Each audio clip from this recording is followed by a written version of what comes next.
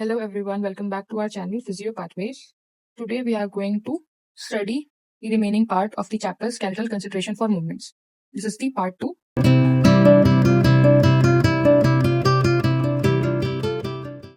Part 1 में आप लोग को पहले ही पढ़ा चुकी हूँ, जिसमें हमने बोन का कॉम्पोजिशन, बोन्स के टाइप्स, बोन्स का function, bone structure, mechanical properties of bone which are very important, ये सब हमने पढ़ा था।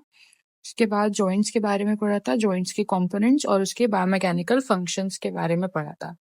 Today we are going to study about ligaments, tendons and muscles which is very very similar to each other and very important.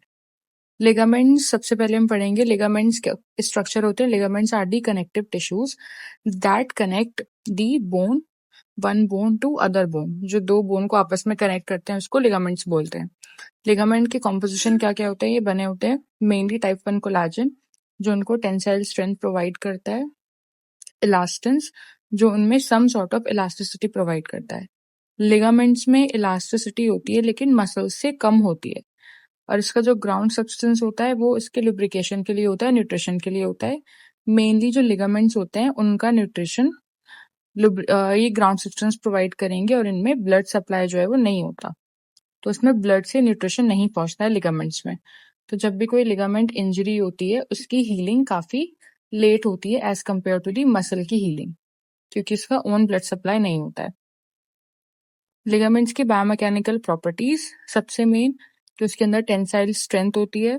Second, ligaments भी viscoelastic होते हैं, जैसे हमने बोन के बारे में पढ़ी थी, viscoelasticity. And ligaments also show behaviour of anisotropy. इसका मतलब behaviour depends on the direction of the load.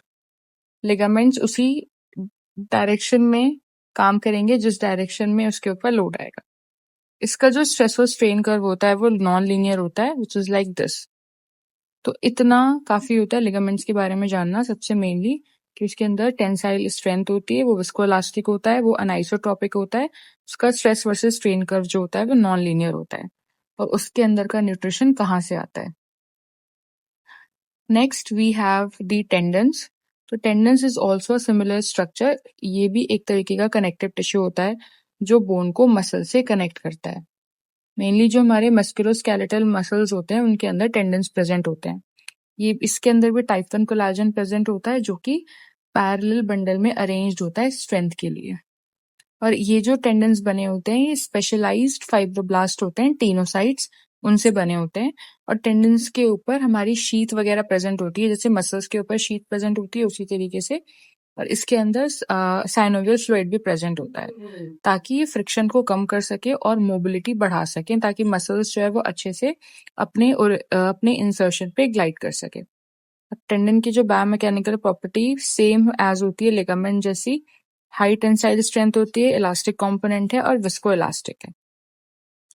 Tendons जो है वो इस तरीके से पैरेलली अरेंज्ड होते हैं, तो जिस तरीके से वो अरेंज्ड होते हैं उसी तरीके से उनका फंक्शन होता है, और उसी तरीके से वो अपने मसल्स को सपोर्ट करके रखते हैं। तो टेंडन्स बहुत इंपॉर्टेंट स्ट्रक्चर होता है एक मसल को बोन से कनेक्ट करने के लिए। तो ज्यादा जो इंजरीज भी होती हैं वो टेंडन्स के अंदर होती हैं as compare to ligaments and muscles. Next we have the muscles. Muscle बहुत इंपॉर्टेंट कंपोनेंट होता है in relevance of the physiotherapy itself. तो मसल्स के बारे में पढ़ना तो बहुत इंपॉर्टेंट है। इसकी एनाटॉमी भी हम पढ़ते हैं कि मसल का ओरिजिन इंसर्शन कहाँ पे होता है, मसल्स का एक्शन क्या होता है। तो आपको बायोमैकेनिक्स में अगर मसल्स के बारे में पढ़ना है तो आपको उसकी एनाटॉमी अच्छे से पता होनी चाहिए। हर एक मसल का ओरिजिन, इंसर्शन, नर्व सप्लाई और action is very very important. उसके बाद आपको उसकी बायोमैकेनिकल प्रॉपर्टी समझ में आएंगी। तो मसल्स ही एक कंपोनेंट है जो हमारा मेन फोर्स जनरेट करेगा मूवमेंट कराने के लिए ऑल ओवर द कॉन्ट्रैक्शन, चाहे वो कंसेंट्रिक कॉन्ट्रैक्शन हो, चाहे वो इंसेंट्रिक कॉन्ट्रैक्शन हो, चाहे वो आइसोमेट्रिक कॉन्ट्रैक्शन हो। हर कॉन्ट्रैक्शन के अंदर मसल ही है जो फोर्स जनरेट करता है। And we have the types of the muscle. We have skeletal muscle, smooth muscle, cardiac muscle. ये सब हम पहले से पढ़ते आ रहे हैं तो इसको एक्सप्लेन करने की जरूरत नहीं है, ये हम एनाटॉमी में भी पढ़ते हैं।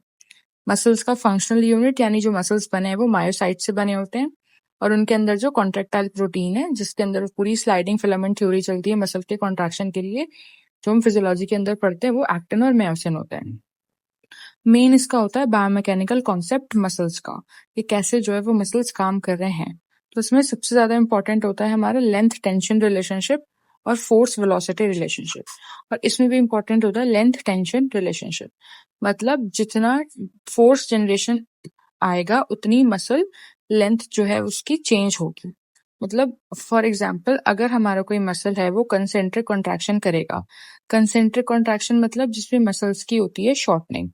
अगर मसल्स की शॉर्टनिंग है तो कंसेंट्रिक ज्यादा कॉन्ट्रैक्शन करने के लिए शॉर्टनिंग ज्यादा करनी पड़ेगी, तो फोर्स भी ज्यादा करनी पड़ेगी।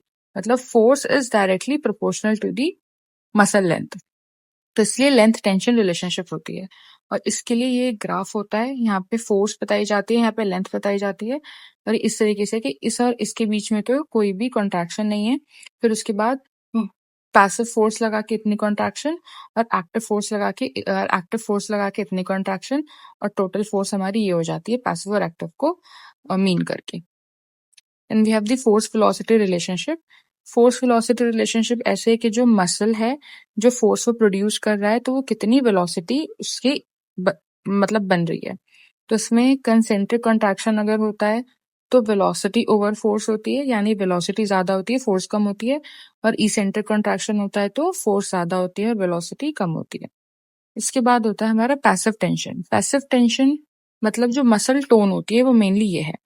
अब ये मसल टोन क्या है, जब मसल हमारा रेस्ट पे होता है उस वक्त कितना रेजिस्टेंस जो मसल के अंदर है वो हो सकता है ड्यूरिंग उसको फिर स्ट्रेच करने पे। फॉर एग्जाम्पल एक मसल है जो रेस्ट पे है, उसके बाद उस वक्त पे उस मसल में कोई टेंशन होगी, मतलब कोई फोर्स होगी। उसके बाद जब हम उस मसल को लेंथन करेंगे तो वो कितना रेजिस्ट करेगा, उसको हम बोलते हैं पैसिव टेंशन या फिर मसल टोन। देन मसल में हमारा मोमेंट आर्म होता है, ये एक परपेंडिकुलर डिस्टेंस होता है from the axis determine torque efficiency, ये हम पढ़ चुके हैं पहले ही। फिर टाइप्स ऑफ मसल कॉन्ट्रैक्शंस होते हैं जो भी हमें पता है। आइसोमेट्रिक कॉन्ट्रैक्शंस जिसमें लेंथ सेम रहती है, सिर्फ फोर्स जनरेशन होती है। कंसेंट्रिक कॉन्ट्रैक्शन जिसमें शॉर्टनिंग ऑफ द मसल्स होती है। इसेंट्रिक कॉन्ट्रैक्शंस जिसके अंदर लेंथनिंग ऑफ द मसल्स होती है। इन सबके बायोमैकेनिकल इम्प्लीकेशंस होते हैं जो हम आगे जाकर पढ़ेंगे। This is your force velocity relationship, और ये आपस में इनवर्सली प्रोपोर्शनल होते हैं। और लेंथ और जो हमारी लेंथ टेंशन रिलेशनशिप होती है वो डायरेक्टली प्रोपोर्शनल होते हैं आपस में। फिर मसल का आर्किटेक्चर पे भी डिपेंड करती है उसकी बायोमैकेनिक्स, क्योंकि जिस तरीके की मसल्स का आर्किटेक्चर होता है उसी तरीके से वो फोर्स प्रोवाइड करेगी। पहला टाइप होता है फ्यूसिफॉर्म, पेनेट, सर्कुलर, और अदर टाइप्स भी होते हैं। पैरेलल मसल्स होते हैं जो अब्डोमिनल मसल्स होते हैं, एंटी पैरेलल मसल्स। फ्यूसिफॉर्म मसल्स होते हैं जो बाइसेप्स में होते हैं। इसमें जो टेंडन्स होते हैं वो आपके ऐसे इस तरीके से टेंडन्स के एपिन्यूरोसिस बना होता है। फिर यूनिपेनेट मसल्स होते हैं, इस तरीके से होते हैं। बाइपिनेट होते हैं, दोनों तरफ इस तरीके से फाइबर्स अरेंज्ड होते हैं। मल्टीपिनेट होते हैं जिसमें हर डायरेक्शन में फाइबर्स अरेंज्ड होते हैं। ये यहाँ पे इसके सबके एग्जाम्पल्स गिवन है। वी हैव कन्वर्जेंट एग्जाम्पल्स जिसमें एक fan shape like muscles arranged होते हैं। ऑर्बिकुलर्स, एक्युलाई, सर्कुलर मसल्स। तो ये अलग अलग मसल्स इसलिए होते हैं ताकि अलग अलग तरीके के फंक्शन प्रोवाइड कर सके, मतलब अलग तरीके के कॉन्ट्रैक्शंस जिस तरीके से इस पे लोड आता है भाई। तो यहाँ पे कुछ एग्जाम्पल और कुछ फंक्शंस लिखे हुए हैं मसल्स के, जो फ्यूसिफॉर्म मसल है जैसे बाइसेप्स, ब्रेकिया में, इस तरीके से। तो ये फास्ट होता है और इनका लार्ज रेंज ऑफ मोशन होता है। पेनेट मसल हो गए हमारे रेक्टस फेमोरिस के, इसमें हाई फोर्स जनरेट कर सकते हैं और लो आरओएम इनकी होती है। सर्कुलर मसल्स होते हैं जो कि ओपनिंग्स वगैरह को कंट्रोल करके रखते हैं। तो जिस जैसे मसल का जिसका फंक्शन है उसी के अकॉर्डिंग जो है वो मसल का आर्किटेक्चर बना हुआ है। So this is about the whole. इसमें हमारा जो कंसिडरेशन वाला चैप्टर है ये सारा इंक्लूड करता है about the bones, ligaments, joints, tendons, muscles.